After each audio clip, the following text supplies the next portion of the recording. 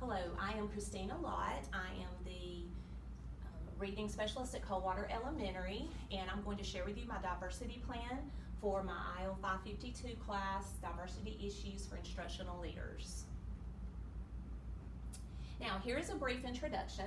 We're going to be sharing some findings based on our ACAP data for the past 2 years and some of the things that we noticed as far as achievement gaps among special populations. Then we're going to talk about how our faculty and staff is going to incorporate multicultural education into the classroom and meet the academic needs of diverse learners. Now, one of the things that I wanted to share in our introduction is that 68% of our students here at Coldwater Elementary receive free and reduced lunch.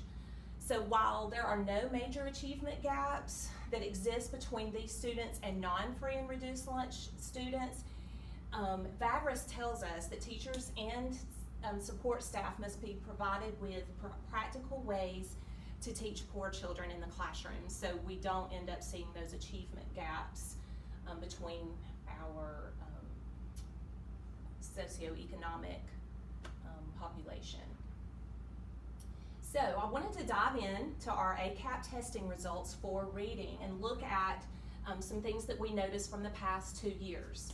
If you will notice that last year for our 2021 data, among our non-proficient second grade students, 46% of those that were non-proficient were English language learners. But there was a huge achievement gap here because we only have an overall school population of English language learners that makes up 17% of our population.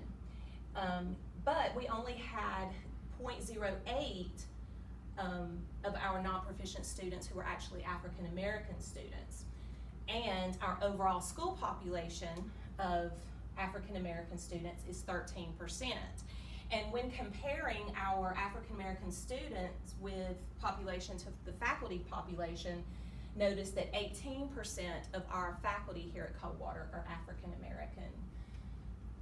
So looking at our 2021-22 data, we noticed that in 3rd grade, among all of the students that were non-proficient in ACAP reading, 40% of those non-proficient students were English language learners.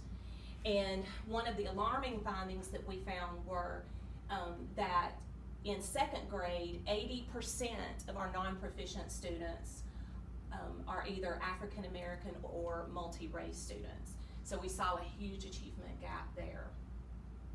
So I'm going to share 2 main goals when creating our diversity plan. One is going to focus on student achievement in the classroom and the classroom atmosphere, and then we're also going to be talking about community involvement and participation. So sharing our diversity mission statement, it says that our mission at Coldwater Elementary is to build relationships with students and families and support ethnic, racial, gender, and socioeconomic diversity for all students.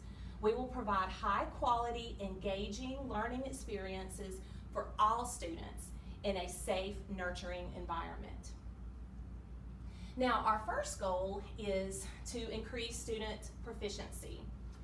So we will increase student engagement for all learners through high-quality instruction. And on our timeline, we will be looking at how we will continue our professional learning through Jackie Walsh and Marzano's training. We will have collective efficacy and collaboration among all staff members, faculty and support staff when it comes to looking at our demographic data, and we'll have that collaboration with homeroom teachers, special ed teachers, interventionists, administration, school counselor, to see what kind of barriers those students may have according to their demographics. And we will look at how to meet those students' needs. We want to create an inclusive classroom atmosphere with equal participation, and a lot of that we'll do through Jackie Walsh's quality questioning strategies. And then our ultimate goal is to close the economic, gender, racial, and ethnic barriers that we see with students. Now, our second goal is to increase community engagement. So we will increase parental communication and community involvement by building relationships between students and families. We believe that relationships are number one, and when we build our trust between the faculty and staff and the students and families, then we will see the most growth. And then our second goal is utilizing and promoting multiple means of communication and making sure that all of our non-English speaking families receive the correct communication from the school and from the teachers. One of the ways that we do that is through our English language teacher, and she's bilingual, she speaks Spanish, so we're going to utilize her more in that parent communication. So it's not just using digital translations for them to read, but so they can hear face-to-face, or they can hear voices either face-to-face or through telephone communication. And then we're going to focus on recruiting historically underrepresented faculty and staff to make sure that we see equity in hiring. So here's a timeline. So our goal is to achieve all of our goals between fall of 2022 and spring of 2024. So we will hold 2 community events per year, and some of these examples could be Tailgate at the Tower, where we have an informal type of gathering after school hours for the families to come on campus and meet with a teacher, meet with an interventionist, be able to share some different resources. And I've got open house on here, and that would be a similar type of event. And then also we'll talk about, with our stakeholders, having off-campus events possibly. Another thing that I included in our timeline is data meetings and reflections 4 times per year to analyze geographical data.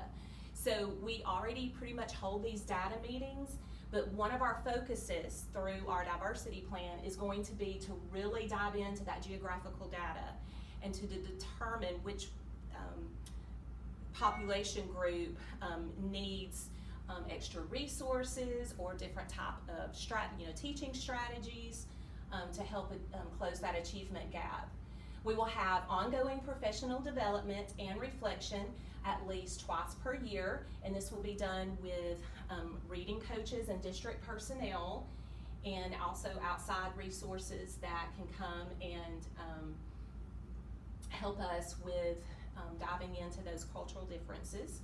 And then the last goal is teachers and support personnel will research community history and influences from diverse cultures. So one of the things that one of these activities could include bus rides to the communities in the afternoons, having panels where we actually share community history and just different types of family influences for children. Okay, thank you very much.